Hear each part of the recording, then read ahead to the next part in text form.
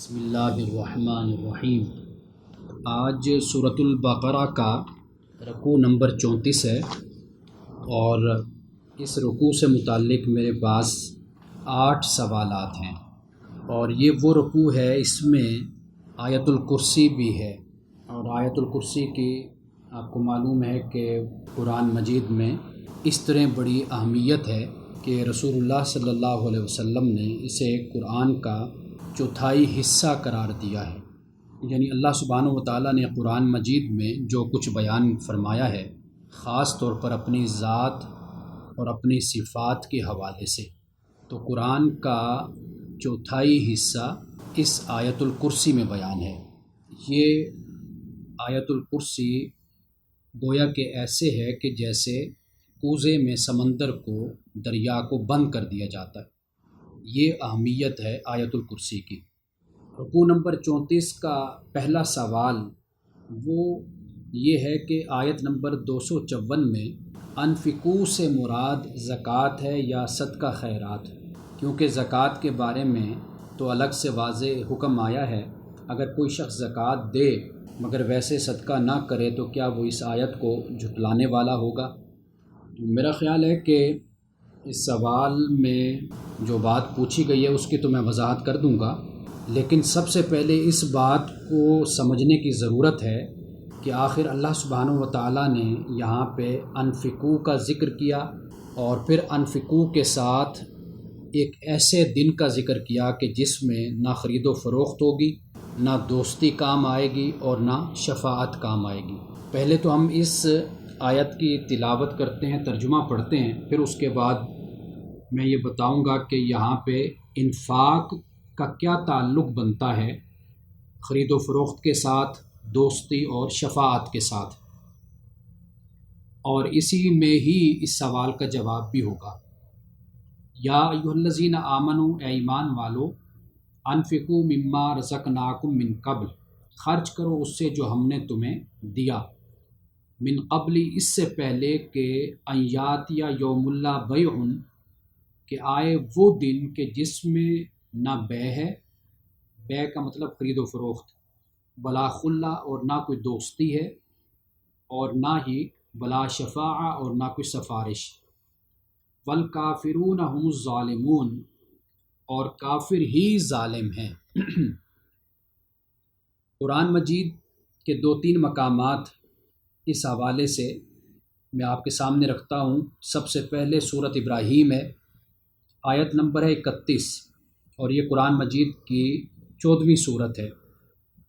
اس میں فرمایا قل لعبادی الذین آمنوا یقیموا الصلاۃ وینفقوا مما رزقناہم سرا وعلانیۃ من قبل ان یاتی یوم لا بیع فیہ ولا خلال، کہ اے نبی صلی اللہ علیہ وسلم میرے بندوں سے کہہ دیجیے جو ایمان لائے، نماز قائم کریں اور خرچ کریں اس سے جو ہم نے ان کو دیا۔ اور خرچ کیسے کرنا ہے؟ چھپ کر کریں یا اعلانیہ کریں، اس دن کے آنے سے پہلے کہ جس دن میں نہ تو کوئی خرید و فروخت ہے اور نہ دوستی ہے، یہاں پر خلال۔ اور ایک اور مقام پر سورۃ غافر ہے، قرآن مجید کی 40ویں صورت ہے اور آیت نمبر ہے 18، وہاں پہ فرمایا وَأَنذِرْهُمْ يَوْمَ الْآزِفَةِ، انہیں ڈراؤ قریب آنے والے دن سے، جو دن قریب ہے اس سے ڈراؤ۔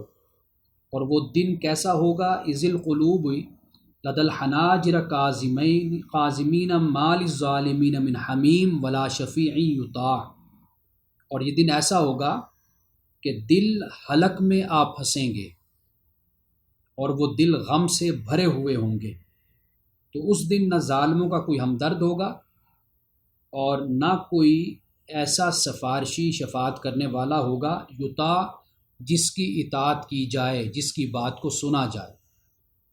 یہ ظالموں کے حوالے سے فرمایا۔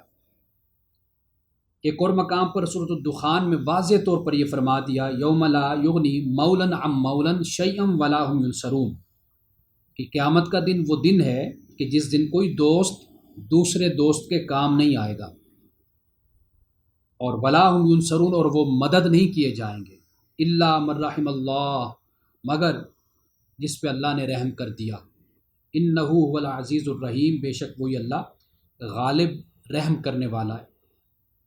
اور اسی طرح آپ کو یاد ہوگا سورۃ البقرہ کی آیت نمبر 48 میں بھی اسی بات کو بیان کیا تھا، وَاتَّقُوا، ڈرو، یومن، اس دن سے، لا تجزی نفس عن نفس شیئا، کہ جس دن کوئی نفس کسی نفس کو بالکل فائدہ نہیں دے پائے گا، ولا يقبل منہا شفاعہ، اور نہ اس سے کسی نفس سے سفارش کو قبول کیا جائے گا، ولا یؤخذ منہا عدل، اور نہ ہی کوئی بدلہ اس سے لیا جائے گا، ولا هم ینصرون، اور نہ وہ مدد کیے جائیں گے۔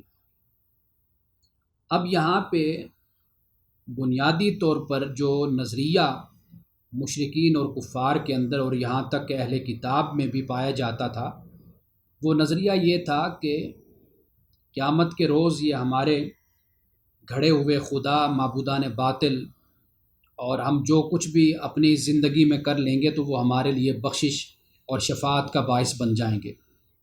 یہ ان کے، یوں سمجھ لیجئے جسے میں عام طور پہ کہتا ہوں کہ مذہب جب قومی فخر کا اور قومی تفاخر کا باعث بن جائے تو پھر اس میں نجات کا تصور عمل کے ساتھ نہیں رہتا، پھر نجات کا اور بخشش کا تصور پھر آپ کے اس قومی تفاخر کے ساتھ جڑ جاتا ہے کہ گویا کہ ہم اس مذہب کو ماننے والے ہیں تو لہٰذا ہم تو بخشے بخشائے ہیں اور ہمیں دنیا پر یہ برتری حاصل ہے کہ ہم اس مذہب کو ماننے والے ہیں۔ وہ قوم یہود، نصارہ، مسلمان جو بھی ہیں، تو جب مذہب قومی تفاخر کا باعث بن جاتا ہے، فخر کا باعث بن جاتا ہے، تو وہاں پر پھر یہ خرابیاں جنم لیتی ہیں، یہ خرابیاں پیدا ہوتی ہیں۔ تو اللہ سبحانہ و تعالیٰ نے در حقیقت اس کی اصلاح یہاں پر فرمائی ہے، اور اس لیے آیت نمبر 254 جو اس وقت ہمارے سامنے ہے، اس میں اللہ سبحانہ و تعالیٰ نے انفاق کی جو تعلیم دی ہے وہ عمومیت کے پیرائے میں دی ہے، یعنی اس طرح نہیں کہ آپ نے کیا خرچ کرنا ہے اور کس مد کے حوالے سے خرچ کرنا ہے، وہ زکوٰۃ ہے یا کس حوالے سے نہیں، بلکہ عمومی طور پر یہ فرمایا کہ خرچ کرو اے ایمان والو، اس سے پہلے کہ وہ دن آئے، اور اس سے خرچ کرو جو ہم نے تم کو دیا۔ تو لہٰذا یہاں پر انفاق زکوٰۃ کے حوالے سے نہیں بلکہ معاشرے میں، سماج میں خرچ کرنے کی تعلیم دی گئی۔ وہاں پر واضح بات ہے کہ رسول اللہ صلی اللہ علیہ وسلم کے دور میں دو ہی باتیں تھیں، ایک تو خدمت خلق کا معاملہ تھا، انسانیت کی خدمت، اور دوسرا اللہ کی راہ میں خرچ کرنا۔ مسلمانوں کو خاص طور پر اس لیے مخاطب کر کے یہ بات کہی گئی ہے کیونکہ مسلمانوں کے بارے میں وہ کہتے تھے کہ یہ بے وقوف ہیں، احمق لوگ ہیں، کہ بس ادھر سے رسول اللہ صلی اللہ علیہ وسلم نے کچھ فرمایا تو یہ اپنی جان، اپنا مال، اپنی اولاد سب کچھ قربان کرنے کے لیے تیار ہو جاتے ہیں۔ یہ کیسے بے وقوف لوگ ہیں؟ یعنی وہ اپنے آپ کو عقیل، عقل مند، سمجھدار خیال کرتے تھے، اس لیے کہ وہ کہتے تھے کہ دیکھو ہم اپنے مال کو، دولت کو کس طرح بچا کر اور کتنی سمجھداری سے ہم اس کو رکھتے ہیں اپنے پاس اور خرچ نہیں کرتے، اور یہ کیسے بے وقوف لوگ ہیں کہ سب کچھ اٹھا کر خرچ کر دیتے ہیں۔ محمد صلی اللہ علیہ وسلم فرماتے ہیں، اللہ تعالیٰ حکم دیتا ہے یا اب فلاں ہم نے غزوہ میں جانا ہے یا کسی مسلمان کی مدد ہے یا صحابہ صفہ میں سے کسی کی مدد ہے، کسی کو کھانا کھلانا ہے، کوئی مسافر آ گیا، کوئی غریب آ گیا، بس رسول اللہ کے حکم پہ سب کچھ قربان کرنے کے لیے تیار ہو جاتے ہیں۔ تو سورۃ البقرہ کے دوسرے رکوع میں اسی بات کو بیان کیا گیا، الا انہم هم السفہاء ولکن لا یعلمون۔ قرآن کہتا ہے خبردار یہی لوگ بے وقوف ہیں اور ان کو پتہ نہیں ہے۔ فما ربحت تجارتہم، کہ ان کی تجارت ان کو فائدہ نہیں دے گی۔ اور قرآن نے یہ بھی کہا کہ اولئک الذین اشتروا الضلالۃ بالہدی، کہ ان لوگوں نے ہدایت کے بدلے میں گمراہی کو خرید لیا۔ اب یہ وہ لوگ ہیں، اس لیے اللہ سبحانہ و تعالیٰ نے ایمان والوں کو مخاطب کیا اور یہ کہا کہ آپ کبھی بھی اپنی اس روش کو ترک کرنے والے نہ بنیں اور اسی روش پر چلتے رہیں۔ اس کی وجہ یہ ہے کہ قیامت کے دن سب سے بڑی کرنسی اور سب سے بڑی دولت یہی ہوگی کہ جو دنیا میں آپ نے کیا ہوگا وہی قیامت میں آپ کے لیے بخشش و مغفرت کا باعث بنے گا۔ تو اس لیے اللہ سبحانہ و تعالیٰ نے یہاں پر انفاق کی بات کی، اور انفاق کے ساتھ پھر شفاعت کی بات بھی کر دی، یہ بھی بتا دیا۔ اس لیے بدقسمتی یہ کہ ہمارے ہاں دو انتہائیں شفاعت کے حوالے سے پائی جاتی ہیں۔ ایک انتہا تو یہ ہے کہ مکمل انکار ہے، اور دوسری انتہا اور اقرار اور اصرار یہ ہے کہ جی نیک اعمال اور ایمان کی اہمیت، یعنی اس کی فرضیت ہی ختم ہی ہو کر رہ جاتی ہے۔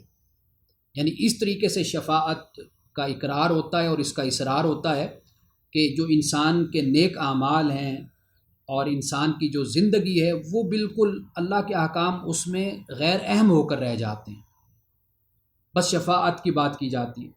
تو اس لیے یہ دونوں انتہائیں ہیں، نہ اس کا انکار کیا جا سکتا ہے اس لیے کہ قرآن مجید نے اس کو بیان کیا ہے، نہ اس کا اس طرح اقرار کیا جا سکتا ہے کہ انسان یہ عقیدہ پیدا کر لے کہ مجھے کوئی نیک اعمال کی ضرورت نہیں ہے، میں اس کے بغیر ہی بخشا جاؤں گا اور جنت میں چلا جاؤں گا، میں بخشایا ہوں۔ تو یہ تصور بھی اسلام کے خلاف ہو جاتا ہے۔ یہ جو شفاعت کا تصور ہے یہ صرف اتنا تصور ہے کہ اگر انسان اپنی طرف سے تو پوری کوشش کرتا ہے نیک اعمال کی، اور ان نیک اعمال کے کرنے میں کوئی کمی بیشی انسان سے رہ جاتی ہے، تو یہ وہ کمی پوری کر دی جائے گی شفاعت کے ذریعے سے۔ اور یہ بات ہمیں اپنی عقل سے ہمیں یہ بات سمجھ بھی آتی ہے کہ وہ لوگ کہ جو عادی مجرم ہوتے ہیں، ڈاکو ہوتے ہیں، چور ہوتے ہیں، ریاست اور قانون ان کی کوئی مدد نہیں کرتا، لیکن وہ لوگ کہ جو اپنے آپ کو ہر طریقے سے گناہوں سے غلطیوں سے بچاتے ہیں، اگر پھر کبھی ان سے کوتاہی اور غفلت اور غلطی ہو جائے تو ان کے لیے پھر بھی معافی کا اور سفارش کا دروازہ کھلا ہوتا ہے۔ اللہ سبحانہ و تعالیٰ نے یہ قرآن مجید میں بیان کیا ہے۔ ایک طرف وہ ظالم اور جابر لوگ تھے، اور جو ظلم اور جبر کرتے تھے، سرکشی کرتے تھے، اور پھر سر ہلا کے کہتے تھے کہ جی کوئی مسئلہ ہی نہیں ہے، قیامت کے دن حضرت مسیح علیہ السلام ہیں، ہماری بخشش ہو جائے گی، حضرت موسیٰ علیہ السلام ہیں، یا اپنے جو گھڑے گھڑائے بت ہیں، اس بنیاد پر ان کا عقیدہ تھا کہ کل اللہ کی بارگاہ میں یہ ہماری سفارش کر دیں گے۔ یہ جو عقائد ان کے ہاں پیدا ہوئے، اللہ سبحانہ و تعالیٰ نے یہاں پر اس کی نفی کر دی ہے۔ تو یہاں پہ جو یہ بات فرمائی کہ خرچ کرو، تو یہاں پر خرچ کرنے سے مراد صدقہ ہے، خیرات ہے۔ جب بھی معاشرے کو ضرورت ہو، سماج کو ضرورت ہو، تو اسلام یہ تعلیم دیتا ہے کہ بے پرواہ ہو کر ہم معاشرے سے نہیں رہ سکتے، اور معاشرے میں یہ ہماری ذمہ داری بن جاتی ہے کہ جب ہم مفلوق الحالی دیکھیں، مفلسی دیکھیں، ضرورت مند لوگ دیکھیں، جب غربت دیکھیں، تو پھر ہمیں چاہیے کہ ہم اپنی استطاعت اور اپنی ہمت کے مطابق آگے بڑھ کر معاشرے میں اپنے حصے کو شامل کریں۔ قرآن پاک کو جب ہم پڑھتے ہیں تو قرآن مجید اجتماعی صیغہ استعمال کرتا ہے، یعنی جمع کا صیغہ استعمال کرتا ہے، اور اس جمع کے صیغے میں ہمیشہ پورے معاشرے کو قرآن مجید خطاب کرتا ہے، مخاطب کرتا ہے۔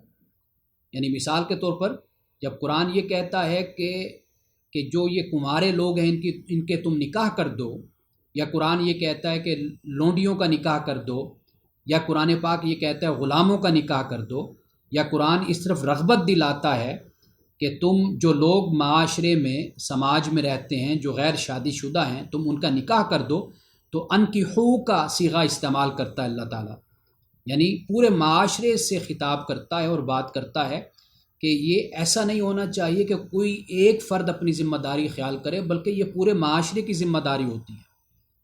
تو پورے معاشرے کی ذمہ داری سے مراد یہ کہ پورا معاشرہ ایسا ماحول پیدا کرے کہ یہ جو خرابیاں معاشرے میں وجود رکھتی ہیں ان کو ختم کر دیا جائے۔ تو اس لیے قرآن مجید میں اللہ تعالیٰ نے اجتماع کو، معاشرے کو ہمیشہ خطاب کیا ہے، اور یہ پورے معاشرے پر یہ ذمہ داری ڈالی ہے۔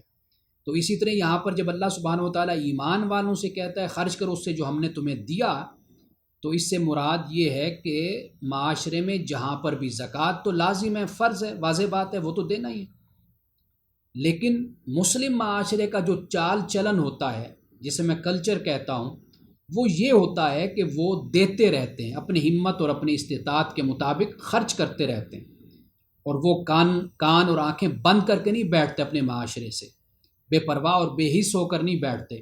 تو انفقو کی اصل تعلیم یہ زکوٰۃ کی فرضیت کی بنیاد پر نہیں، بلکہ یہ ایک ٹوٹلی پورے معاشرے کے کریکٹر کی طرف ہے، کردار کی طرف ہے، کہ ہم نے اپنی اپنی جگہ پر اپنی ہمت و استطاعت کے مطابق ہم نے خرچ کرتے رہنا ہے، ہم نے دیتے رہنا ہے، بانٹتے رہنا ہے۔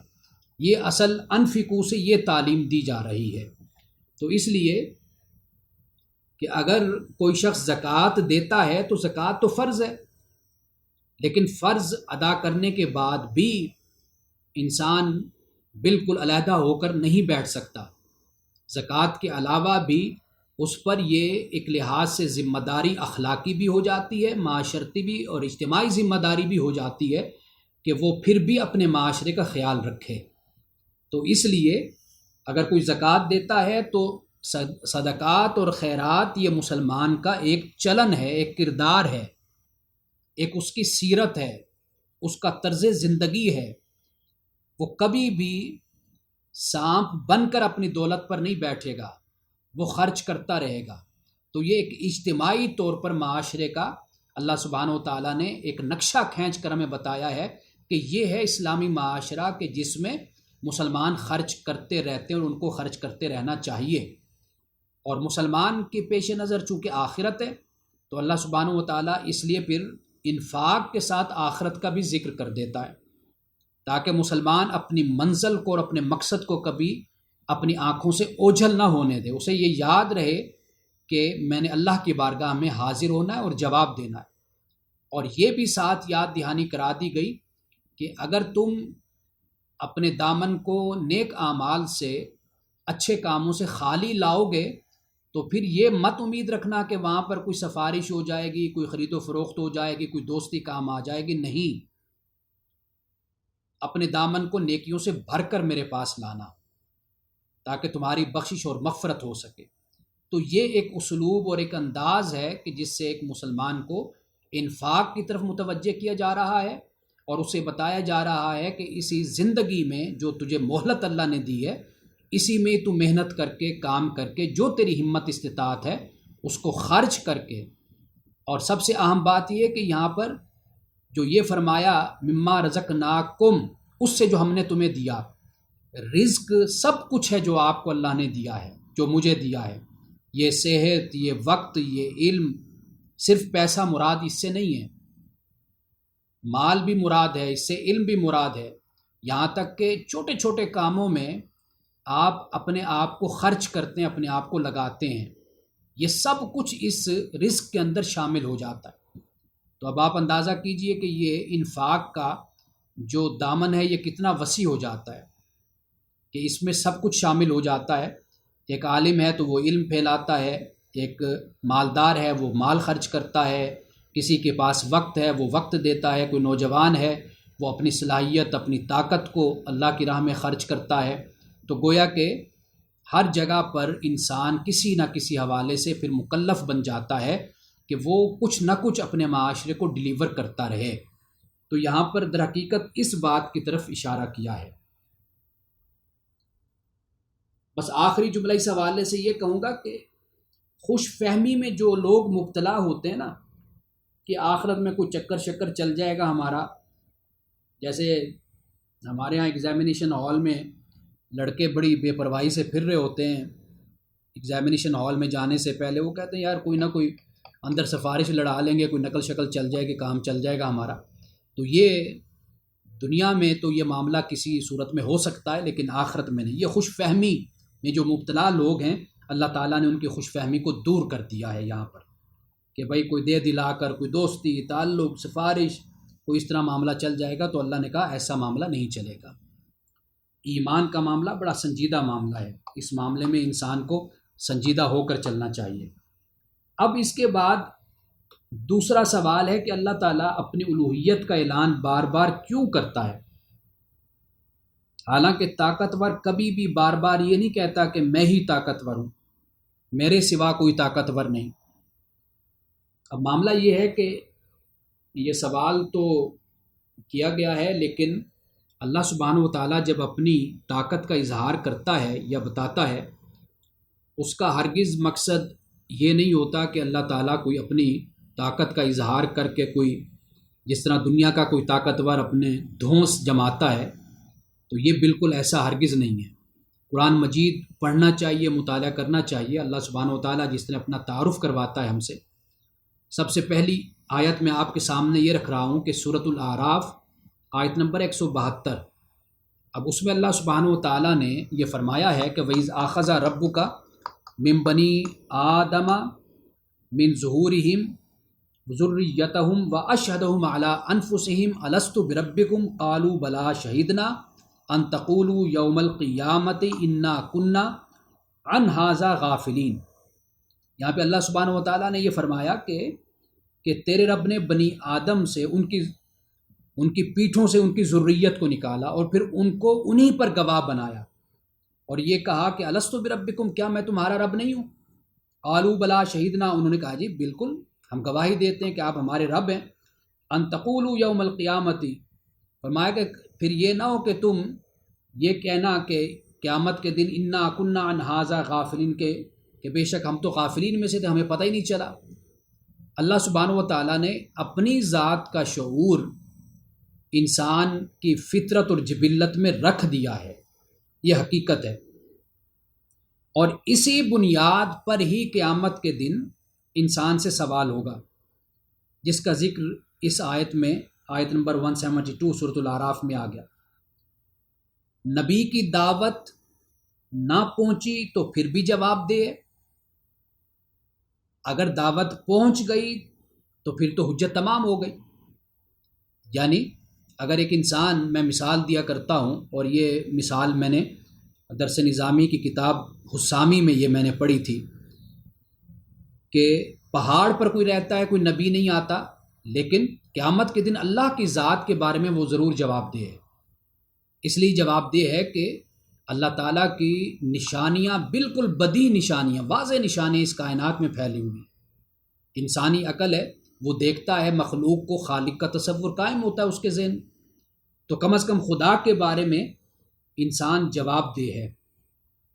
اب قرآن مجید میں اللہ سبحانہ و تعالیٰ اپنے کلام کے ذریعے سے اسی کی تذکیر کرتا ہے، یاد دہانی کراتا ہے انسان کو، اس لیے کہ اس وقت مکۃ المکرمہ میں شرک تھا، اور اہل کتاب یعنی یہودی اور نصارہ وہ بھی توحید خالص کو چھوڑ چکے تھے۔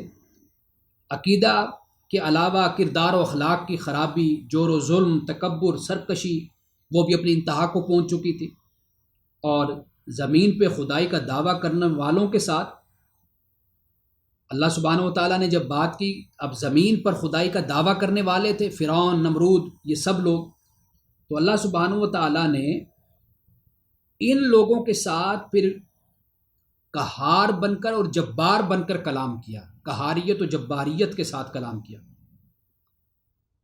اس لیے اللہ سبحانہ و تعالیٰ نے قرآن مجید میں اپنے آپ کو ان اللہ علی کل شیء قدیر کہا۔ اللہ سبحانہ و تعالیٰ نے اپنے علم کو بیان کیا، اپنی قدرت کو بیان کیا، اپنی قہاریت و جباریت کو بیان کیا، وہ اس بنیاد پر قرآن مجید نے بیان کیا ہے۔ اور اگر کوئی گناہ گار ہے، کوئی مسلمان ہے، اللہ سے ڈرنے والا ہے، تو اللہ سبحانہ و تعالیٰ اس کے لیے رحیم و کریم ہے۔ تو قرآن مجید میں اللہ سبحانہ و تعالیٰ نے جو یہ اسلوب اور یہ جو لہجہ اور یہ جو انداز اختیار کیا ہے، یہ لہجہ اللہ کو ہی سجتا ہے، اسی کی ذات کو سجتا ہے، کیونکہ اس کو زوال نہیں ہے، وہ تھا، ہے اور وہ رہے گا۔ باقی دنیا میں آنے والے بادشاہ، سلاطین، ان لوگوں نے اپنے اپنے وقتوں میں جو سرکشی اختیار کی، جو تکبر اختیار کیا، جو اللہ سبحانہ و تعالیٰ کے احکام کی نافرمانی کر کے بندوں کو مجبور کیا کہ وہ ان کے سامنے اپنی جبین کو جھکائیں، تو در حقیقت اللہ نے ان کے سامنے اپنی طاقت اور قوت کا اظہار کیا، نافرمانوں کے سامنے، سرکشی کرنے والوں کے سامنے۔ یہ یعنی فقط ایسی بات نہیں ہے کہ اللہ سبحانہ و تعالیٰ نے اپنی طاقت اور اپنی قوت کا اظہار کر دیا کسی کو یعنی ڈرانے کے لیے یا اس معنی میں، ایسا ہرگز نہیں ہے۔ قرآن مجید جب بیان کرتا ہے تو اس کا مقصود یہی ہے۔ بندوں کے لیے تو اللہ تعالیٰ رحیم و کریم ہے، لیکن جو سرکشی کرنے والے ہیں اور اللہ کے حکم کی نافرمانی کرنے والے ہیں اور بندوں پر ظلم اور زیادتی کرنے والے ہیں، اللہ سبحانہ و تعالیٰ نے ان کے لیے اس لہجے کو اختیار کیا ہے۔ اور انسان کا جو معاملہ ہے وہ تو ایسا ہے کہ ناصر کاظمی نے کہا تھا نا کہ دائم آباد رہے گی دنیا، ہم نہ ہوں گے کوئی ہمسا ہوگا۔ تو کتنے بادشاہ، سلاطین، حکمران آئے چلے گئے دنیا سے، لیکن اللہ سبحانہ و تعالیٰ کی ذات وہ قائم اور دائم ہے۔ وہ اپنی اس قوت کو بیان کرتا ہے، اس کا اظہار وہ کرتا ہے کہ انسان جو دنیا پر حکومت کرنے والے تھے وہ بھی دنیا سے آخر چلے گئے، اور یہ جو اللہ کی سجی ہوئی محفل ہے یہ قائم ہے، اور لوگ آ رہے ہیں اور جا رہے ہیں، اور نئے سے نئے کردار اور کریکٹر کے لوگ اپنا کردار نبھاتے ہوئے دنیا سے جا رہے ہیں۔ لیکن اللہ سبحانہ و تعالیٰ کی یہ سجائی ہوئی محفل، یہ جب تک وہ چاہے گا یہ محفل اسی طرح اس کائنات میں اور اس دنیا میں سجی رہے گی۔ اس میں بڑے بڑے حکمران، سلاطین بھی آئیں گے، علماء بھی ہوں گے، فقہا بھی ہوں گے، مفتیان کرام بھی ہوں گے، ہر طرح کے لوگ، سائنٹسٹ بھی ہوں گے، فلاسفر بھی ہوں گے، اپنا اپنا حصہ ملا کر اس دنیا سے چلے جائیں گے۔ لیکن وہ طاقت والی ذات، وہ قدیر، وہ علیم، وہ حکیم، وہ قائم تھی، ہے اور وہ رہے گی۔ تو اس معنی میں اللہ سبحانہ و تعالیٰ اپنی ذات کا تعارف قرآن مجید میں کراتا ہے ہم سے۔ اب اس کے بعد جیسے میں نے آپ کو بتایا کہ 255 آیت ہے، آیت الکرسی، اس میں لفظ استعمال ہوا ہے القیوم۔ تیسرا سوال اس سے متعلق ہے کہ القیوم سے کیا مراد ہے، اس کی اللہ تعالیٰ کی ذات کے ساتھ منسلک کر کے کیسے سمجھا جا سکتا ہے اس صفت کو، یہ سوال ہے۔ لیکن میں آیت الکرسی کا ترجمہ پہلے پڑھنا چاہتا ہوں۔ فرمایا اللہ لا الہ الا ہو، اللہ نہیں معبود مگر وہ، الحی القیوم، وہ زندہ ہے اور قائم ہے۔ اس کی تشریح میں بعد میں کرتا ہوں۔ لا تاخذہ سنۃ ولا نوم، تو اس کو نہ نیند آتی ہے، نہ اونگ آتی ہے اور نہ نیند آتی ہے۔ لہو ما فی السماوات و ما فی الارض، یہ اونگ اور یہ نیند چونکہ انسانی عوارض ہیں نا، مخلوق کے عوارض ہیں، یہ انسانوں کو، جانوروں کو یہ اونگ اور نیند آتی ہے، اللہ سبحانہ و تعالیٰ خالق ہے، وہ اس سے پاک ہے۔ لہو ما فی السماوات و ما فی الارض، اسی کے لیے جو کچھ آسمانوں میں اور زمین میں ہے۔ من ذا الذی یشفع عندہ الا باذنہ، کون ہے کہ جو اس کے پاس شفاعت، سفارش کرے مگر اس کے حکم کے ساتھ۔ یعلم ما بین ایدیہم، وہ جانتا ہے کہ جو ان کے سامنے، وما خلفہم، اور جو پیچھے۔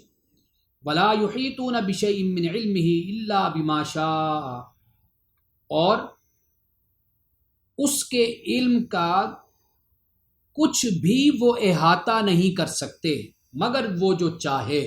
یعنی اللہ تعالیٰ اپنی مرضی سے انسان کو علم دیتا ہے، وہ اس کی مرضی، لیکن اس کے علم کا احاطہ یہی ہوتا ہے نا کہ جب آپ ایک دائرہ لگاتے ہیں تو اس دائرے کے اندر وہ سب کچھ آ جاتا ہے۔ جیسے آپ اپنے گھر کی دیوار بنا لیتے ہیں، وہ ایک احاطہ بن جاتا ہے، اس احاطے کے اندر سب کچھ آ جاتا ہے۔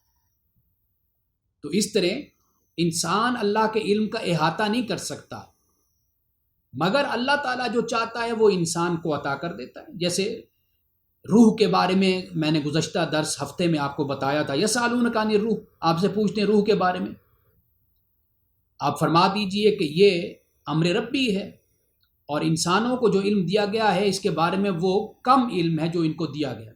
وما اوتیتم من العلم الا قلیلا، تھوڑا سا علم دیا گیا ہے اس وحی اور روح کے بارے میں۔ واسع کرسی السماوات والارض، اس کی کرسی آسمانوں اور زمین پر پھیلی ہوئی ہے۔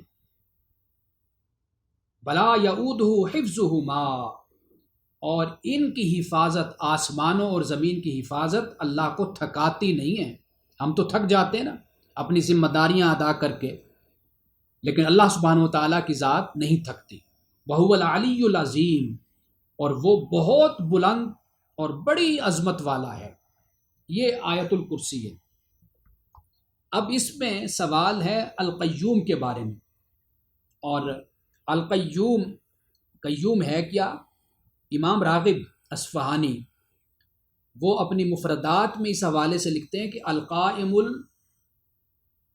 القائم الحافظ لکل شیء والمعطی لہ بہ قوامہ، کہ اللہ کی ذات وہ ہے، یعنی جب ہم قیوم کہتے ہیں، قیوم در حقیقت مبالغہ کا صیغہ ہے، یعنی بہت زیادہ جو قائم ہے اور قائم رکھنے والا ہے۔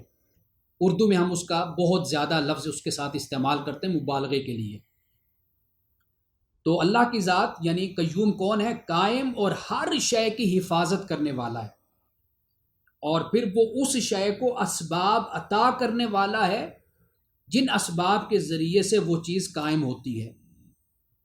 یہ اس کو کہتے ہیں قیوم، یعنی القائم بذاتہ والمقوم لغیرہ، اپنی ذات میں وہ قائم ہے اور اپنے غیر کو وہ قائم رکھنے والا ہے، قائم کرنے والا ہے۔ یہ ہے قیوم۔ یعنی آپ یوں سمجھ لیجئے کہ یہ جو صفت قیومیت ہے اللہ سبحانہ و تعالیٰ کی، یہ در حقیقت صفات فعل کی بنیاد ہے۔ فعل سے مراد ایکشن۔ اللہ تعالیٰ کی جتنی صفات ایکشن سے متعلق ہیں نا، کام سے متعلق ہیں، ان کی بنیاد یہ قیومیت ہے۔ اللہ تعالیٰ کی یہ صفت ہے، یہ بیس ہے، بنیاد ہے یہ۔ مثال کے طور پر وہ صفات فعل وہ کیا ہیں؟ مثال کے طور پر پیدا کرنا، یہ بھی ایک فعل ہے نا، ایکشن ہے۔ اور اسی طرح رزق دینا، اسی طرح ہدایت دینا، یہ در حقیقت اسے ہم کہتے ہیں کہ یہ صفات فعل ہیں۔ اچھا، اب یہ بات بھی یاد رکھیے کہ جو اللہ تعالیٰ کی صفات ہیں جن میں ہمیں ایکشن نظر آتا ہے، پیدا کرنا، رزق دینا، یہ وہ صفات ہیں کہ جن میں تعلق مخلوق کے ساتھ ہوتا ہے، ایک ربط اور ارتباط ہوتا ہے، تعلق ہوتا ہے خالق کا مخلوق کے ساتھ۔ وہ کس طرح قائم ہوتا ہے خالق کا مخلوق کے ساتھ ربط؟ وہ صفت قیومیت سے ہوتا ہے، یعنی مخلوق کو پیدا کرتا ہے، مخلوق کو رزق دیتا ہے، مخلوق کو ہدایت دیتا ہے، مخلوق کی تربیت کرتا ہے۔ یہ سب کچھ صفت قیومیت میں۔ آپ یوں سمجھ لیجئے کہ صفت قیومیت، اللہ سبحانہ و تعالیٰ جو کچھ بھی مخلوق کو عطا کرتا ہے، دیتا ہے، وہ در حقیقت اپنی صفت قیومیت کے تحت دیتا ہے۔ یہ جو ارتباط اور تعلق اور کنیکشن مخلوق کے ساتھ ہوتا ہے، یہ کنیکشن اور یہ تعلق بھی صفت قیومیت کی بنیاد پر ہے۔ یعنی یہ ایک ایسی ذات کی یہ صفت ہے قیومیت کہ جو تمام موجودات جو ایگزسٹ کرتے ہیں، وہ چیزیں، وہ مخلوق، وہ اشیاء، وہ سب کچھ موجودات کے امور کی تدبیر، حفاظت اور تربیت اللہ سبحانہ و تعالیٰ اپنی صفت قیومیت کے تحت کرتا ہے۔ اب یہاں پر دیکھیے کہ حی بھی ذکر ہے اور قیوم بھی ذکر ہے۔ جب حی کا لفظ استعمال کیا تو یہ بات بھی یاد رکھیے کہ ہمارے پاس جو زندگی ہے، حیات ہے، ایک تو وہ عارضی ہے اور دوسری وہ مستعار ہے۔ مستعار سے مراد یہ ہے کہ ہم نے لی ہوئی ہے، ہمیں دی گئی ہے، عاریتاً، ادھار کے طور پر دی گئی ہے۔ لیکن اللہ سبحانہ و تعالیٰ کی جو حیات ہے، اس کا زندہ ہونا ہے، حی ہونا ہے، وہ اس طرح نہیں ہے، نہ عارضی ہے نہ مستعار ہے۔ وہ جب چاہے گا ہم سے یہ زندگی چھین لے گا، یہ اس کا دیا ہوا تحفہ ہے، اس کی دی ہوئی نعمت ہے۔ وہ جب چاہے گا اپنا تحفہ، اپنی نعمت ہم سے لے لے گا۔ جب وہ نعمت لے گا ہم سے تو ہمارے وجود سے زندگی کا خاتمہ ہو جائے گا، حرکت ختم ہو جائے گی، ہم مر جائیں گے۔ تو یہ جو چیز ہے، اللہ سبحانہ و تعالیٰ جب خود کو حی کہتا ہے تو اس کی زندگی ایسے نہیں ہے۔ وہ ازل سے ابد، ہم نہیں جانتے وہ کب سے تھا، ہے اور کب تک ہوگا اور کیا زمانہ ہے، ہمیں اس کے بارے میں کوئی معلوم نہیں۔ اور میں یہ بات بھی اکثر آپ کو یاد ہوگی، میں کہتا ہوں کہ اللہ سبحانہ و تعالیٰ نے اس زمان اور مکان کو بنا دیا، اور بنانے والا ہمیشہ اپنی مخلوق سے باہر ہوتا ہے۔ جس طرح کوئی ٹیبل بنانے والا ہوتا ہے، کارپینٹر وہ ٹیبل بنا دیتا ہے، وہ ٹیبل کے اندر نہیں ہوتا۔ بے شک اس کی صناعت جس کو ہم کہتے ہیں، اس کی فنکاری، وہ اس ٹیبل کے اندر نظر آتی، لیکن وہ خود اس ٹیبل میں نہیں ہوتا، وہ ٹیبل سے باہر ہوتا ہے۔ اسی طرح کوئی کمپیوٹر بنانے والا کمپیوٹر سے باہر ہوتا ہے۔ تو خدا نے زمان اور مکان کو بنایا، لیکن وہ خود اس زمان و مکان میں نہیں ہے، وہ اس زمان و مکان سے باہر ہے۔ تو ہمارا جو سوچنا، ہمارا غور و فکر اور ہماری جو لمیٹیشن ہے وہ محدود ہے، وہ زمان و مکان کے اندر رہتی ہے، اس لیے ہم خدا کے تصور کو قائم نہیں کر سکتے۔ لیکن اللہ تعالیٰ نے اس کائنات کو پیدا کر کے جو ایک فنکاری خوبصورتی، ایک حسن اس کائنات میں پیدا کیا، اور اس کی جو تخلیق میں ہمیں نظر آتا ہے، ہم اس کے ذریعے سے اللہ تعالیٰ کو جانتے ہیں اور اس کی معرفت ہم حاصل کرتے ہیں۔ تو اس لیے اللہ سبحانہ و تعالیٰ زندہ ہے، وہ قائم ہے، صرف قائم نہیں بلکہ مقوم ہے، قائم بذاتی ہے، اس اپنی ذات کے ساتھ وہ قائم ہے، اور اپنے غیر کو وہ قائم رکھے ہوئے ہے۔ کس طرح قائم رکھے ہوئے؟ وہ پیدا کرنے والا ہے، وہ کھلانے والا ہے، وہ تربیت کرنے والا ہے، وہ ہدایت دینے والا ہے۔ یہ ساری جو اس کی صفات ہیں یہ قیومیت کے تحت ہیں، اور انہی صفات کے ذریعے سے ہی خالق کا مخلوق سے ربط اور تعلق قائم ہو جاتا ہے، کیونکہ وہ ہمیں زندگی دیتا ہے، ہماری تربیت کرتا ہے، ہمیں ہدایت دیتا ہے، ہمیں رزق دیتا ہے۔ تو لہٰذا خالق کا مخلوق سے ربط اور تعلق صفت قیومیت سے قائم ہوتا ہے، اور قیومیت اللہ تعالیٰ کی صفات فعل کی بنیاد ہیں۔ یہ قیوم کی وضاحت ہو گئی۔ اب اس کے بعد سوال نمبر 4 ہے، وہ بھی آیت الکرسی میں ایک لفظ ہے، واسع کرسیہ، اس سے مراد کیا ہے؟ ہمارے ہاں تو کرسی کو جسمانی ساخت کے طور پر لیا جاتا ہے۔ واضح بات ہے کہ کرسی کا جب لفظ بولا جاتا ہے تو یہ کرسی اقتدار کے لیے استعارہ ہے، حکومت کے لیے، طاقت کے لیے، قوت کے لیے استعارہ ہے۔ بادشاہ کرسی پر بیٹھا کرتے ہیں، اور جب کوئی وزیر اعظم، پرائم منسٹر بنتا ہے، صدر بنتا ہے، وہ بھی کرسی پر ہی بیٹھے ہوتے ہیں۔ تو کرسی ایک لحاظ سے اختیارات کا استعارہ ہو جاتی ہے۔ تو اللہ سبحانہ و تعالیٰ کے لیے یہ لفظ اس لیے بھی استعمال ہوا کہ اللہ کا اختیار، اس کا اقتدار اور اس کی قوت اور طاقت یہ آسمانوں اور زمین پر حاوی ہے، پھیلی ہوئی ہے۔ یہ معنی بھی ہو سکتا ہے، لیکن کرسی کا ایک اور مطلب بھی ہے، ممکن ہے یہ مطلب آپ نے پہلے نہ سنا ہو۔ کرسی سے مراد علم بھی ہے، اور عربی زبان میں آج بھی یہ جو کاپی ہوتی ہے نا جس میں آپ لکھتے ہیں، علم کی باتیں آپ اس میں لکھ رہے ہوتے ہیں، ادب کی باتیں لکھ رہے ہوتے ہیں، حکمت کی باتیں لکھ رہے ہوتے ہیں، اس کاپی کو عربی زبان میں کراسہ کہتے ہیں۔ کراسہ، کیونکہ اس میں لکھا جاتا ہے، اس میں علم ہوتا ہے۔ تو اس لحاظ سے اگر ہم کرسی سے مراد علم لیں تو ہم پھر یہ کہیں گے کہ واسع کرسیہ السماوات والارض، کہ اللہ سبحانہ و تعالیٰ کا علم آسمانوں اور زمین پر حاوی ہے۔ اب چونکہ ہمارے علم میں، ہمارے معلوم میں یہی آسمان اور زمین ہے، تو اللہ تعالیٰ نے اس کا ذکر کر دیا، اور جو ہمارے علم میں نہیں ہے، خدا کا علم تو اس پر بھی حاوی ہے، غالب ہے۔ وہ کتنے جہان ہیں، کتنی کائناتی ہیں، کہ جیسے اقبال نے کہا کہ آ رہی ہے صدا دمادم کن فیکون، تو کن فیکون کی جو صدائیں آ رہی ہیں، اور قرآن پاک نے کن فیکون کے جو الفاظ استعمال کیے، اذا اراد شیئا ان یقول له کن فیکون، اللہ تعالیٰ جب کسی شے کا ارادہ کرتا ہے تو وہ کہتا ہے کن۔ تو کائناتیں اللہ ہی جانتا ہے کتنی وجود میں آ رہی ہیں، کیا کچھ ہو رہا ہے اس دنیا میں، اس کائنات میں، ہمارے علم میں نہیں ہے، لیکن اس کی کرسی، اس کا علم اور اس کا اقتدار اور اس کا اختیار آسمانوں اور زمین پر حاوی اور غالب ہے۔ آسمانوں اور زمین کا ذکر کر دیا کیونکہ ہم اسے آسانی سے سمجھ سکتے ہیں، باقی اس کے علم کی کوئی حد نہیں ہے۔ اب اس کے بعد سوال نمبر 5، یہ بھی بڑا اہم سوال ہے اور ہماری معاشرتی اور سماجی زندگی سے متعلق ہے، اور وہ یہ ہے کہ ہمارے ہاں آیت کرسی کو دم درود کے لیے پڑھا جاتا ہے۔ کیا دور نبوی میں بھی آیات اور صورتوں کے ان مقاصد کے لیے استعمال کیا جاتا تھا؟ اگر نہیں تو اس کی ابتدا کب ہوئی؟ دیکھیے، ایک بات میں آپ کو یہاں پر سمجھا دوں، کل ہی میں ایک جگہ یہ بات کہہ رہا تھا کہ توکل کے بارے میں مجھ سے پوچھا گیا کہ جی یہ توکل کیا ہے۔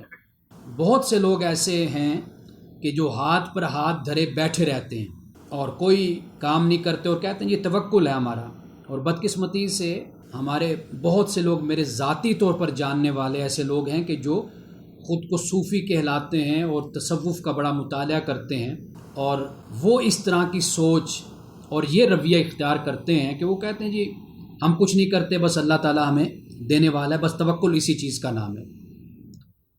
تو میں اس حوالے سے پہلے چاہتا ہوں کہ اس کی وضاحت کر دوں کہ یہ بات یاد رکھیے کہ اللہ کے سب سے زیادہ محبوب بندے کون تھے۔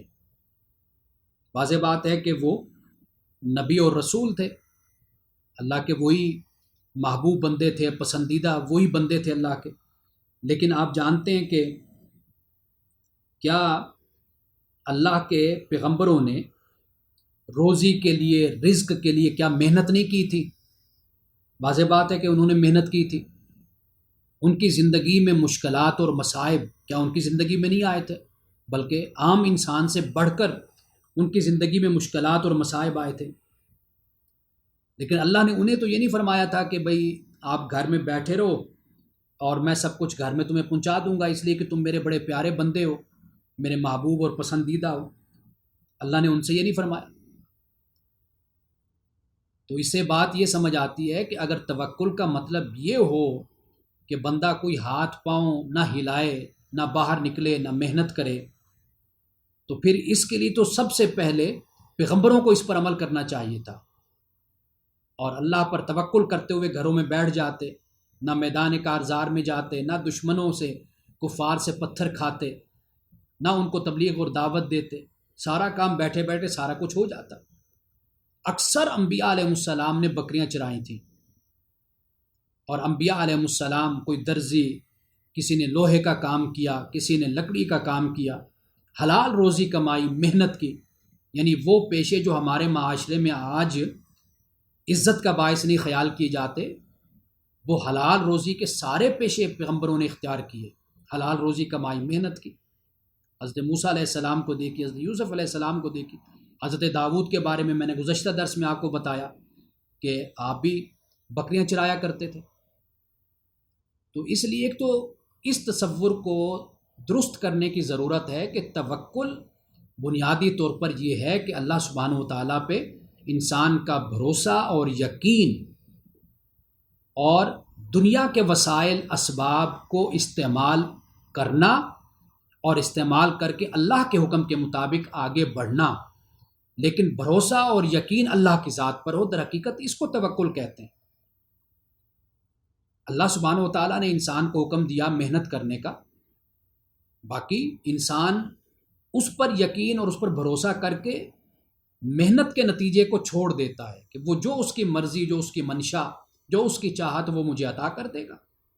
یہ در حقیقت اس کو توکل کہتے ہیں۔ بڑی خوبصورت مثال ہے کہ جب کوئی جہاز سے چھلانگ لگاتا ہے تو وہ سب سے پہلے پیراشوٹ پہنتا ہے، پیراشوٹ کو اچھے طریقے سے چیک کرتا ہے کہ کہیں کوئی کمی بیشی نہ رہ جائے کہ میں چھلانگ لگاؤں اور بعد میں پیراشوٹ نہ کھلے یا کوئی اور مسئلہ ہو جائے۔ تو مکمل احتیاط کے ساتھ پیراشوٹ کے ساتھ چھلانگ لگانا در حقیقت یہ توکل ہوتا ہے۔ تو اس لیے پہلی بات یہ غلط تصورات اور نظریات اور عقائد بدقسمتی سے ہم مسلمانوں میں بھی ہیں، اور اسی سے پھر آگے خرابیاں جنم لیتی ہیں اور پھر راستے بنتے چلے جاتے ہیں، گمراہیوں کے، بدعقیدیوں کے، عقیدگیوں کے، اور پھر بدعات کے، خرافات کے، غلط رسومات کے پھر راستے بنتے چلے جاتے ہیں۔ اس لیے کہ پہلی بنیاد ہی غلط ہوتی ہے۔ ایک بات تو یہ ہے، اور دوسری بات یہ ہے کہ اس آیت کے حوالے سے کہ رسول اللہ صلی اللہ علیہ وسلم نے اپنے صحابہ کو اس کے پڑھنے کی تلقین فرمائی سونے سے پہلے، یعنی جب سویا جائے تو اس سے پہلے یہ آیت الکرسی اس کو پڑھ لیا جائے۔ اچھا، اب جیسے میں نے شروع میں آپ سے کہا تھا کہ اگر آپ اس آیت کا ترجمہ پڑھیں نا، خود معلوم ہو جاتا ہے کہ اللہ تعالیٰ نے سمندر کو کوزے میں بند کر دیا ہے۔ اچھا، مومن جب اللہ تعالیٰ کی صفات کو یاد کرتا ہے، تلاوت کرتا ہے، تو وہ در حقیقت ان صفات کے ذریعے سے اللہ تعالیٰ سے دعا مانگ رہا ہوتا ہے۔ یہ ایسے ہی ہے کہ جیسے ایک شخص تکلیف میں ہوتا ہے تو اپنی ماں کو آواز دیتا ہے، تو آواز دینے کا مقصد کیا ہوتا ہے؟ وہ یہی ہوتا ہے کہ میری مدد کرے، میری ماں میرے پاس آئے، مجھے تسلی ہو، مجھے سکون ملے۔ تو اسی طرح جب رسول اللہ نے یہ فرمایا کہ سونے سے پہلے آیت الکرسی پڑھو، تو گویا کہ یہ تلقین اس بات کی طرف اشارہ ہے کہ مرنے سے پہلے بھی اللہ کو یاد کر کے اور دعا کر کے نیند کے آغوش میں جاؤ۔ اچھا، پھر عرب کے ماحول میں شرک عام تھا، وہاں رسول اللہ صلی اللہ علیہ وسلم نے اللہ کی صفات کو پڑھنے کی تاکید فرمائی، کیونکہ توحید اور شرک کے ماحول میں امکان ہوتا ہے نا کہ انسان کہیں بدعات اور خرافات میں مبتلا نہ ہو جائے، تو اس لیے وہاں زبان سے کہنا بولنا یہ معبودان باطل کے خیال و تصور سے چھٹکارے کا باعث بن جاتی ہے یہ بات۔ یعنی جب آپ اللہ کو یاد کریں گے، وہ ماحول ایسا ہے کہ وہاں پر تباہم ہے، شرک ہے، لوگ بتوں کے سامنے اپنی جبین کو جھکا رہے ہیں۔ جب رسول اللہ یہ فرماتے ہیں کہ آیت الکرسی کو پڑھا کرو، تو مراد یہ ہے کہ یہ سبق تم کو یاد ہو کہ اللہ حی ہے، اللہ قیوم ہے، اس کے سوا کوئی معبود نہیں ہے، اسے اونگ نہیں آتی، اسے نیند نہیں آتی، اور وہ ذات ہے کہ جو تمہارے آگے اور پیچھے سب علم سے وہ واقف ہے، وہ اس کے پاس علم ہے، اس کا اقتدار، اس کا علم آسمانوں اور زمین پر حاوی ہے، چھایا ہوا ہے، آسمانوں اور زمین کی حفاظت اور نظام اس کو تھکاتا نہیں ہے۔ یہ جب ایک مسلمان آیت الکرسی پڑھے گا تو واضح بات ہے کہ دنیا میں پھیلے ہوئے شرک سے اور توہم سے وہ اپنے آپ کو بچائے گا، اور اللہ کی صفات کی یاد دہانی بھی ہوتی جائے گی۔ لیکن ہماری بدقسمتی یہ کہ چونکہ ہمیں ترجمہ نہیں آتا، جب ترجمہ نہیں آتا تو وہ ایک چیز صرف وظیفہ بن کے رہ جاتی ہے، وہ ایک رٹا بن کے رہ جاتی ہے، پھر اس کی جو تاثیر اور سرایت ہوتی ہے، وہ جو ایک پینیٹریشن ہوتی ہے، ایک اثر جو اس کا ہوتا ہے، وہ ہم پر طاری نہیں ہوتا۔ پھر ہم طوطے کتنے، بس وہ ایک الفاظ ہوتے ہیں چند، بس اس کو ہم بولتے رہتے ہیں اور سمجھتے یہ ہیں کہ یہ ایک دوائی ہے، میڈیسن ہے، بس یہ ہمیں کسی نہ کسی طریقے سے ہمیں اس سے علاج ہمارا ہو جائے گا۔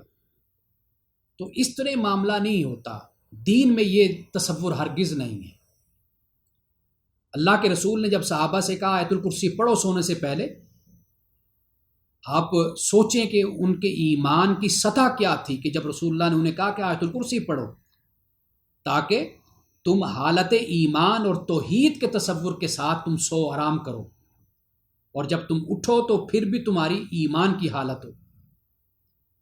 تو یہ در حقیقت آیت الکرسی سے تعلیم دی گئی ہے۔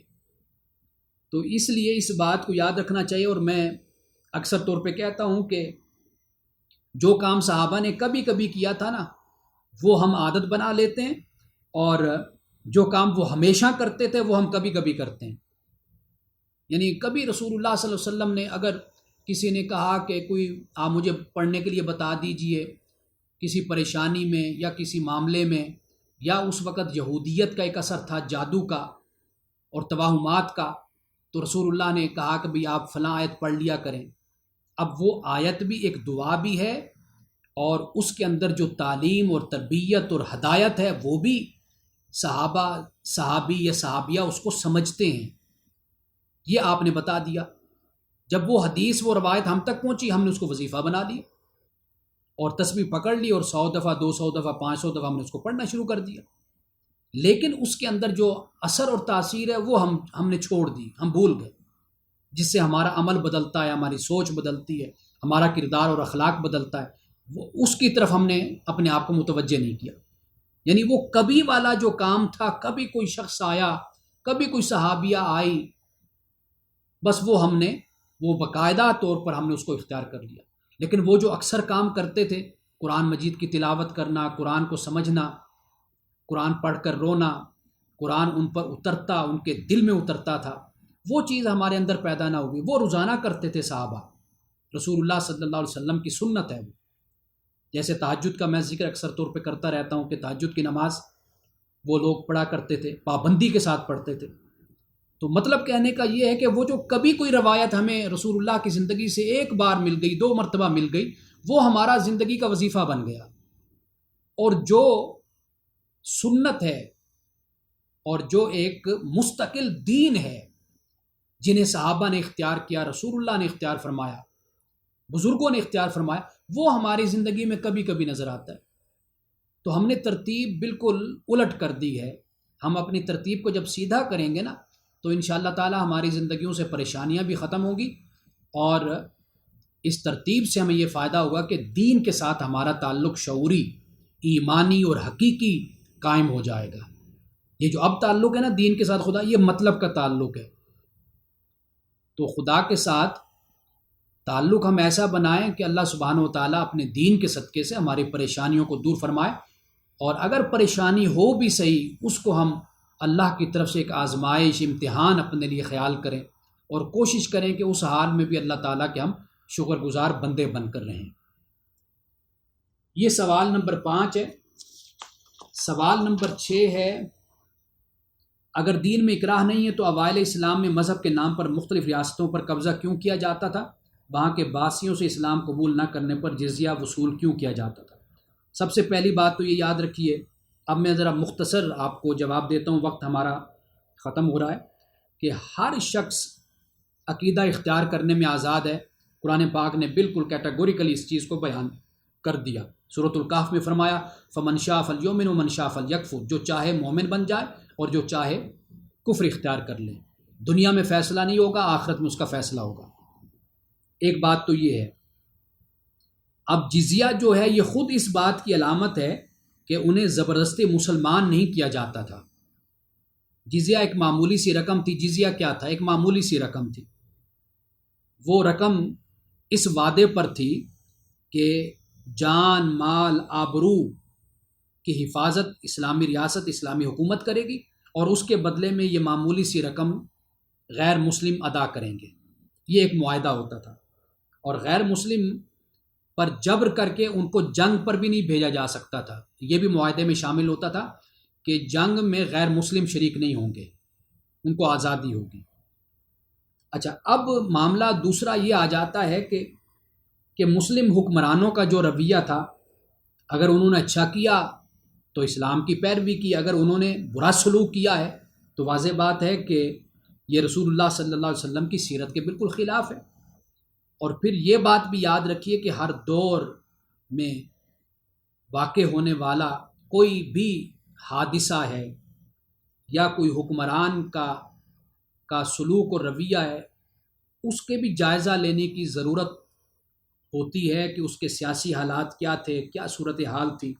یہ پھر علیحدہ ایک سیاسیات کا موضوع بن جاتا ہے۔ بہرحال مسلم حکمرانوں کا دفاع کرنا یہ کوئی ہماری ذمہ داری نہیں ہے، کوئی بھی حکمران ہو۔ اگر انہوں نے برا کیا ہے تو برا کیا ہے۔ ایسے بہت سے واقعات ہیں۔ یہ یہاں تک بدقسمتی سے بات بیان کی جاتی ہے کہ غیر مسلم اگر اسلام قبول کرنا چاہتا تھا متاثر ہو کر، تو اس کو اسلام نہیں قبول کرنے دیتے تھے، کہ اگر اسلام اس نے قبول کر لیا تو جزیہ ختم ہو جائے گا، اور جزیہ وصول کرنے کے لیے غیر مسلم رکھا جاتا تھا۔ یہ بھی ہماری کتابوں میں موجود ہے۔ تو اس لیے میں کہا کرتا ہوں کہ تاریخ مقدس گائے نہیں ہے یہ، اور بہت سی غلطیاں اور بہت سے ایسی باتیں ہیں جن پر ضرورت ہے ہمیں توجہ کرنے کی، اور ہمیں تسلیم کرنی چاہیے۔ تسلیم کریں گے تو آگے پھر ہم اپنا احتساب بھی کر سکتے ہیں اور اپنی اصلاح بھی کر سکتے ہیں۔ اور سوال نمبر 7 ہے، آیت نمبر 256 میں بالطاغوت سے کیا مراد ہے؟ یہ میں ترجمے کے ساتھ بیان بھی کر دوں گا کہ بت، آگ، سورج، چاند یا کچھ اور۔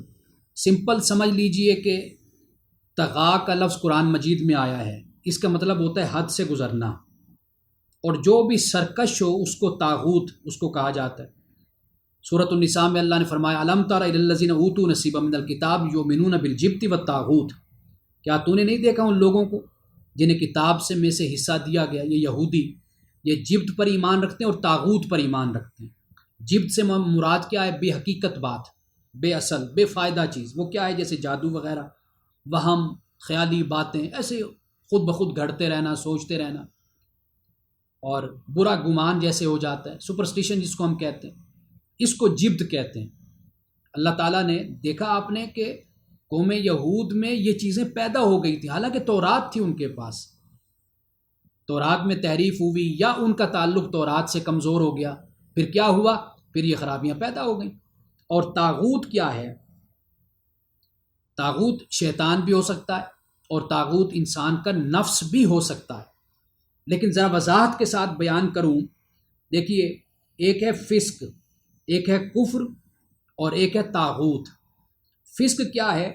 فسق یہ ہے کہ بندہ اصولی طور پر مانتا ہے کہ بندگی خدا کا حق ہے، اس بات کو مانتا ہے، لیکن پھر عملی طور پر خلاف ورزی کرتا ہے، تو اس کو فسق کہتے ہیں۔ ایک شخص ہے کہ جو فرما برداری سے منحرف ہو جاتا ہے اصولی طور پر، اور وہ یہ خیال کرتا ہے کہ یہ خیال اور عقیدہ بنا لیتا ہے کہ اللہ کے سوا کسی اور کی بندگی ہو سکتی ہے اور وہ بندگی کر سکتا ہے اللہ کو چھوڑ کر یا اللہ کے ساتھ، تو یہ پھر کفر ہو جاتا ہے، اس کو شرک بھی کہتے ہیں۔ تیسری صورت یہ ہو جاتی ہے کہ ایک تو ہے نا کہ انحراف اپنے تک رکھنا، کفر کو اپنے تک رکھنا، ایک صورت یہ بن جاتی ہے اس کفر کو، انحراف کو زبردستی دوسروں پر مسلط کرنا، دوسروں کو مجبور کرنا کہ جو میرا کفر ہے، جو میں مانتا ہوں، جو میرا نظریہ ہے، اس کو تم بھی اختیار کرو، اس کو پھر طاغوت کہا جاتا ہے۔ تو یوں کہہ لیجئے کہ طاغوت سب سے اوپر والی ڈگری اور اوپر والی حالت ہو جاتی ہے۔ اور آخر میں جو سوال ہے 8واں، وہ یہ ہے کہ کیا جنت یا جہنم میں جانے والا ہمیشہ اس میں رہے گا؟ ایک مرتبہ پہلے بھی میں اس پر بڑی تفصیل سے گفتگو کر چکا ہوں، لیکن آج صرف اتنا بیان کروں گا کہ قرآن مجید میں بہت سے مقامات ایسے ہیں جن سے معلوم ہوتا ہے کہ جہنم ابدی اور ہمیشہ کا ٹھکانہ نہیں ہے، اور کئی متعدد صحابہ، تابعین اور بزرگان دین کا بھی یہی نقطہ نظر ہے، جن میں حضرت ابن عباس ہیں، حضرت عمر فاروق رضی اللہ تعالیٰ عنہ ہیں، حضرت ابو ہریرہ ہیں، ابن مسعود ہیں، ابو سعید الخدری ہیں۔ لیکن جنت دائمی ہے، وہ ہمیشہ رہے گی۔ وہ کون سے مقامات ہیں؟ وہ میرے پاس موجود ہیں، قرآن مجید میں تقریباً 3-4 مقامات ایسے ہیں جن سے یہ معلوم ہوتا ہے کہ جہنم ابدی یعنی ٹھکانہ نہیں ہے، ہمیشہ کا ٹھکانہ نہیں ہے۔ وہ کبھی وقت ہوا تو وہ پہلے بھی میں بیان کر چکا ہوں تفصیل سے، آئندہ اگر وقت ہوا تو کبھی پھر ان آیات کو میں ضرور بیان کروں گا۔ یہ 8 سوالات ہیں جو میں نے آپ کے سامنے رکھے۔ اب میں ترجمہ اس کا بیان کر دیتا ہوں، 2-3 صرف 2 آیتیں ہیں تاکہ ترجمہ بھی میں پڑھ لوں۔ لا اکراہ فی الدین، دین میں سختی نہیں ہے، جبر نہیں ہے۔ قد تبین الرشد من الغی، کیوں سختی نہیں ہے؟ اس لیے کہ اب ہدایت کو گمراہی سے واضح کر دیا اللہ تعالیٰ نے، اب رشد واضح ہو گئی گمراہی سے۔ فمن یکفر بالطاغوت، اور جو بھی طاغوت کا انکار کرتا ہے، ویؤمن باللہ، اور اللہ پہ ایمان رکھتا ہے، تو فقد استمسک بالعروۃ الوثقی، اور اس نے پھر ایک مضبوط سہارے کو پکڑ لیا ہے، مضبوط سہارا اس کو مل گیا۔ وہ کون سا سہارا؟ اللہ کا، قرآن کا۔ لا انفصام لہا، اور یہ ایسا ہے کہ جو ٹوٹنے والا نہیں ہے۔ واللہ سمیع علیم، اللہ تعالیٰ سننے والا، جاننے والا ہے۔ اللہ ولی الذین آمنوا، اللہ دوست ہے ان لوگوں کا جو ایمان لائے۔ یخرجہم من الظلمات الی النور، وہ ان کو نکالتا ہے تاریکیوں سے نور کی طرف۔ یہاں پہ دیکھیے توجہ طلب بات ہے، ظلمات کے لیے پلورل استعمال کیا، نور یہ واحد ہے، سنگولر ہے، یعنی یہ بتایا کہ گمراہیاں تو بہت سی ہیں لیکن ہدایت ایک ہی ہے۔ والذین کفروا اولیاءہم الطاغوت، اور وہ لوگ جنہوں نے کفر کیا ان کے مددگار کون ہیں؟ طاغوت ہیں۔ طاغوت کیا ہیں وہ میں نے آپ کو بتا دیا۔ یخرجونہم من النور الی الظلمات، یہ طاغوت ان کو نکالتے ہیں نور سے اندھیروں کی طرف۔ اولئک اصحاب النار هم فیہا خالدون، یہ آگ والے ہیں اور یہ اس آگ میں ہمیشہ رہیں گے۔ بحمداللہ تعالیٰ آج ہم نے رکوع نمبر 34 سورۃ البقرہ کا مکمل کیا۔ آئندہ منگل انشاءاللہ رکوع نمبر 35 پر ہم گفتگو کریں گے۔ بارک اللہ لنا ولکم فی القرآن العظیم ونفعنا وإیاکم بالآیات والذکر الحکیم۔ صدق اللہ العظیم۔ السلام علیکم ورحمۃ اللہ وبرکاتہ۔